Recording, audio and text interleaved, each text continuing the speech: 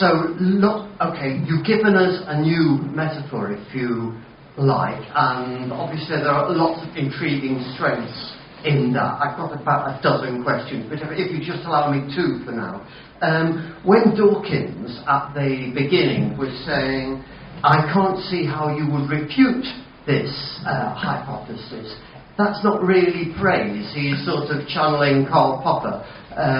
Is it Popper? On saying if you can't refute something, it's not real science. So what about the world, let's say, as we have experienced, what experiment operation could you do to refute your model? And the second thing that sort of really interesting me is one of the scientists at the beginning said that he found error-correcting codes in fundamental equations.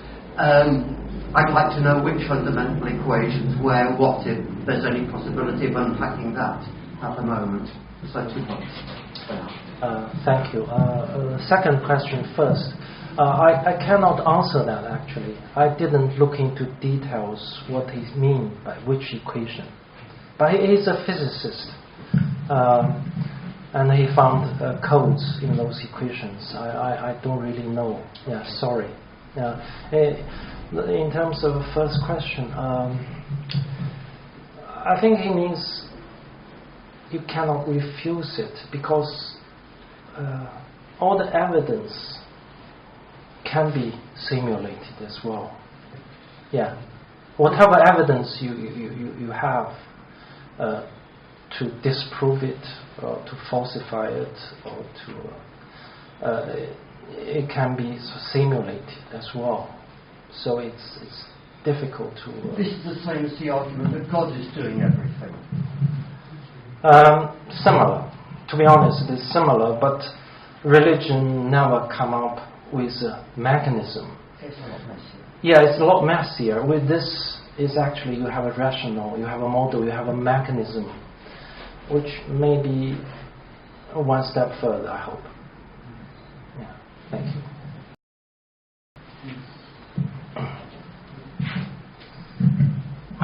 Thanks. I was very fascinated by the way in which you laid out the different ways in which the different computing systems worked. Many years ago, when I was at university, I became involved in a PhD project with my friend, which was about the mind-body problem. But out of interest, we took it a little bit further, and we developed a slightly different approach to photonic computing, which was, in essence, a combination of a physical computer, a silicon-based computer, and a biological one, because you can take your approach of programming and look at a human being as being genetically programmed in that sense. So you can always do that, and you can look at things like the selfish gene and so on and so forth, to look at a human being as being a genetic program. On the other hand, you can always make an analogy between a human being and a computer. Now, way back in the 80s when we were doing this work, computers were not as powerful as they are now, so it took a lot of persuading to get people to think in terms of the virtual reality which is around the corner today. But if you start looking at some of the works of science fiction, say I, Robot or Blade Runner or whatever, then you could see at least the potentiality there. So the idea is that if a human being possesses consciousness, then if you can make a credible analogy to a being which is based on silicon chips rather than flesh, bone, then surely that computer ought to acquire consciousness if it were sufficiently sophisticated. The point being that you arrive at a commonality, a union of these two things, a cyborg, if you will. And if you could do that, then that being would possess consciousness. And it would be possible, theoretically, to examine psi in terms of computer code. Therefore, you could look at things in terms of psychokinesis and potentially find out and identify what computer code was responsible for that phenomenon. Yeah. I don't know what your thoughts are about that. Yeah, I agree. I mean, everything is computer code in this model, including psi. What I don't agree is that the consciousness can be derived from computation. I would like to think consciousness is universal. Everything has consciousness. Yes. Consciousness is not our privilege. Consciousness is everywhere, in everything. Yeah. The difference is actually our brain.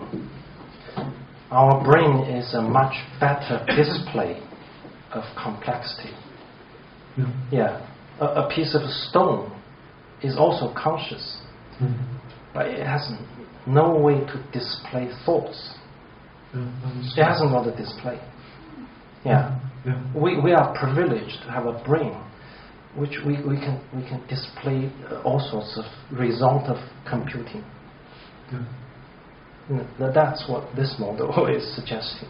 Yes, although the one thing, if I may, is that coming back to this gentleman's question, it raises the question within our model of, is God the ultimate programmer?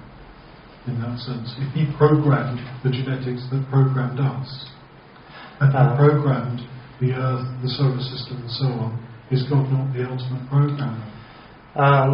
In a sense, it is. I mean, the God, well, we call it consciousness, which is basically equivalent of God, all-powerful, all-knowing, all-intelligence. But it doesn't do much, actually. In this model, it only creates polarity. And because it's a multiverse, its program is done layer by layer by many individuals collectively. It's like we are programming a silicon computer to have a game. Our higher self programming this layer. So it's a multiverse. We exist at all levels. Yeah. In other levels, multiverse, there are also myself, which in some tradition they call it higher self. And that higher self programs the lower self. Yeah. So the reality is actually layer by layer program down here. Yeah. So it's not only God, one individual. It's the collective individually consciousness who did the program. Okay. I understand that. Thank you very much. Thank you. The metaphor of this of science is something which is often very useful, but it might take us into areas that are not useful. It's not the only way in which knowledge, awareness, or consciousness, or anything can be assessed and can be understood. So we have to be careful, yes, I think, because this is a very appealing metaphor. It's one of today's metaphors. In the next century, there may be something else. Agree. And and I speak as someone who took physics at university to say that science isn't the only answer, and we have to be prepared for other things and entirely different ways of doing these. Also, of course, it was indeed physics which first of all came across quantum mechanics and the way in which awareness of the results of an experiment can determine the results of an experiment. So it's embedded within the science. But as I say, to pursue the scientific paradigm is somewhat dangerous. I think it's somewhat constricting. Yes. I think any model has limitations, and the model is just a tool. You cannot take it as a truth, including this model. Yeah. Some tools are more useful than others in solving certain problems. It's like your garden tool. Some tools are good at chopping, sometimes good at other things. But the more tool you have, more powerful you become in solving different problems. And I don't think this is the truth. Yeah, it's just a model. Don't take it seriously. I like your concepts very much, and I think they're much closer to the truth than you realise. I personally feel that Ron Pearson's theory of creativity would answer all of your problems, because the way he describes it is that our minds are actually part of what he calls the intelligent ether. And the intelligent ether is what religion calls God, or what you call your consciousness. Yes. Yeah. Source mind. Yeah. And I think if you looked at Pearson's theory of creativity, which came out in 1995, it would answer all your questions, because everything you've talked about tonight it is more or less encapsulated in his theory. Okay. Nothing is new under the sun. Nothing is new under the sun. No. Absolutely true. I sit here and I listen to you saying, oh, you should just take this as a sort of a possibility or a theory. I actually think we're very close to the truth, and I think that if you incorporated Ronald Pearson's theory of creativity into all your other people there, you would actually find that most of the things that you're suggesting are actually correct. Thank you. Thank you. I will look into it. You must look at it. Yeah, thank you.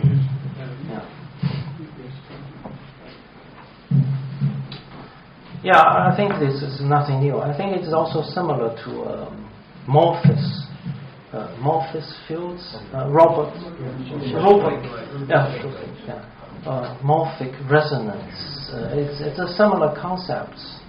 I think there are similarities, but I think my model has actually explained more than that. In his model, he cannot explain the precognition, for example. Yeah, in this model, because there's a time difference in different layer, it's multi-layer, and the present moment at the higher dimension, we call it dimensions, wrong word, it's a higher layer of multiverse, encompass past and present future of the down layers, lower layers. And therefore, if your consciousness is sitting at a higher level, you can perceive future as well as past. Well, Pearson suggests that when you think about things, you're actually tapping into the intelligent ether. Right. And that, as you say, the brain is just like the liver or the kidneys. It has a function, and its function is to display the information that you tap from the intelligent ether. Yes. And his suggestion is that people who are psychically aware have lower boundaries for the intelligent ether, so that they can connect with it more easily. Yes. Whereas you and I, who don't, speaking personally, who I don't really have any sort of psychic ability, I have better barriers. Yeah. And all sorts of concepts like this. Yeah. There's another difference I want to mention. The ether or the Morpheus resonance fields implies it exists in the space. Well, this is it. But in my model, actually, the computation is beyond space-time. It's not duality, and this duality creates. Einstein says that everything's relative, that it's fixed. And what Pearson does, he explains the duality as a positive and negative energy forces, and the sum result of the interaction of these things creates a residue which explains the expanding universe and explains the cosmological constant. That's the big problem with Einstein's theories. And really what Ron Pearson approaches this from fluid mechanics, which was his background. He cut out Einstein and went back to Newton and then built on that using quantum. And really his model solves all the things, or all your problems are solved And he covers it very clearly and very distinctly. Thank you. And from his theory, he explains the psychic world as well, yeah. and how people heal, because these people can tap into the intelligent ether, which is God, if you like, which yeah. is perpetually expanding and creating. Yeah, sickness basically is also a processing output. So healing is functions by altering the program in this model. So the psychic healers, they have an ability to interact with the programming and make it perfect. So if the programming is perfect, then the output is going to be perfect.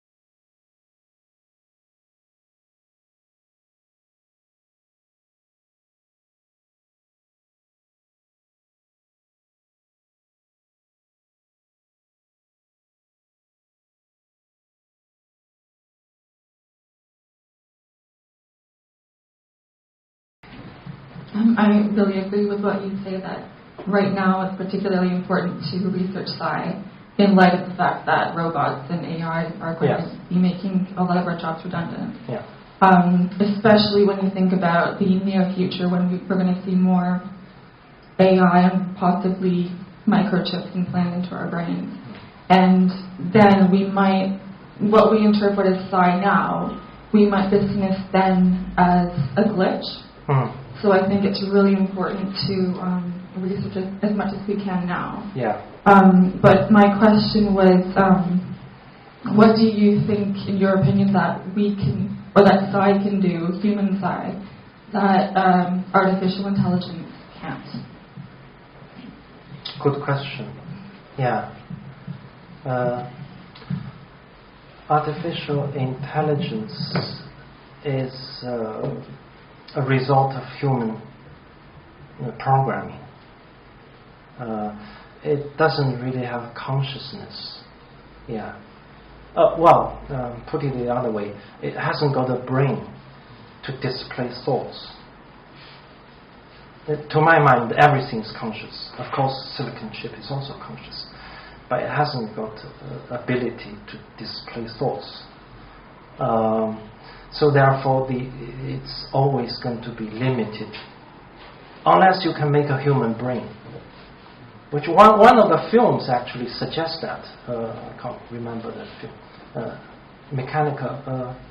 What's the film? It actually made the brain. Yeah, if it made the brain, which make the robot perceive thoughts, and then there won't be any difference. Yeah, but our brains is so complex. I don't think it can happen in the near future. Right? So therefore, the robot is always going to be mechanical. It's not really intelligent. Unless it becomes possessed. Yes, yes. Sorry, I think there was a talk here before about Heidegger's last interview, Only a God Can Save Us Now. I think Professor Thornton might have spoken about it, and there was a philosopher, Giorgiani, I think, spoke about it last year. But he was saying, or Heidegger was saying that he believes that technology might be possessed by some kind of intelligence out there, but I might have misunderstood that. But we are also intelligent. At a higher level, we are more intelligent. Most people don't use it. It's like a game people play only one layer. Some people play multi-layers. I think AI will force us to play multi-layer game. If you go back 2 slides to your model, so this central bit about processing source data by a program to have output experience, something to be displayed. I get that. But this thing at the top of an unchanging Unity source mind, that doesn't appear to me to be a inherent fundamental that arrives at that. Is that a preference? Where does the statement that Unity or source mind is unchanging come from in your model? Yeah, I think it's a hierarchy.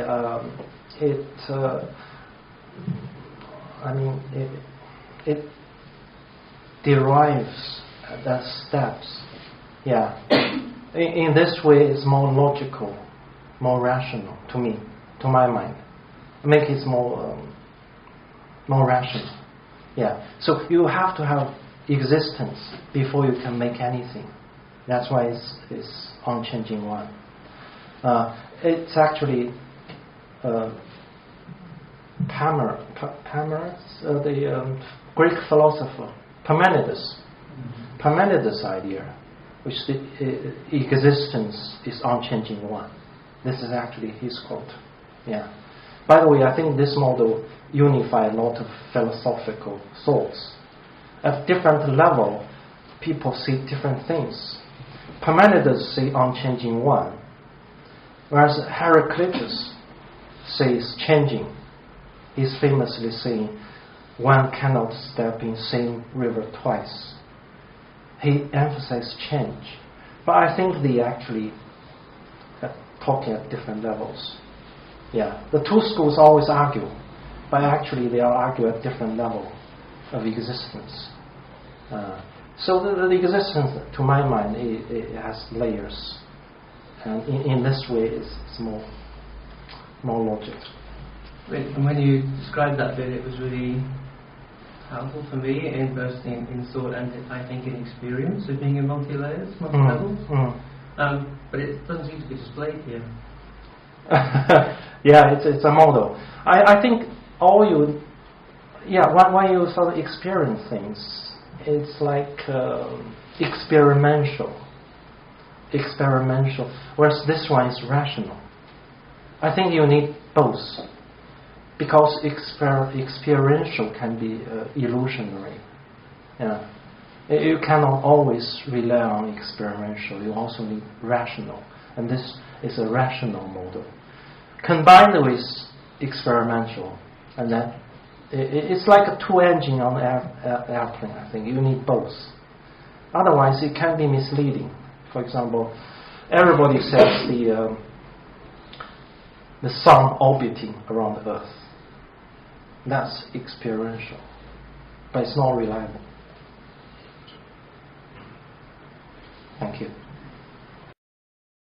Well, I think that we've had a tremendous workout, and perhaps we could socialize a little bit and talk to our speakers personally. So I'll call this part of the meeting to an end,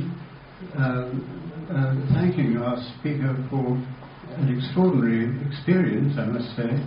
And I hope that you'll consider preparing a paper for the journal of the SPR. I don't know if you've thought of that, but it would be nice for other members and other people in this field to read about your ideas. Happy to. Yeah, thank you. If you could think of an article for the JSPR, that would be a wonderful bonus. Thank you. I will do that. One of the paper has been accepted by American Philosophical Association. Yeah. Well, all we do now is to signify our thanks.